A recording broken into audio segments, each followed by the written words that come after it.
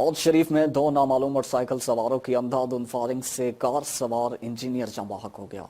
कौमी शाहराह पर वाक़या सोई गैस काउंटिंग प्लांट में इंजीनियर नासिर अंसारी अपनी बीवी के हमरा कार पर घर जा रहा था कि रास्ते में हुसैनी चौक के करीब मोटरसाइकिल सवारों की फायरिंग से शदीद जख्मी हुआ, जिसे फौरी तिब्बी इमदाद के लिए तशवीशनाक हालत में अस्पताल मुंतकिल कर दिया गया, जहां जख्मों की ताब न लाते हुए दम तोड़ गया, जबकि मोटरसाइकिल सवार फरार होने में कामयाब हो गए।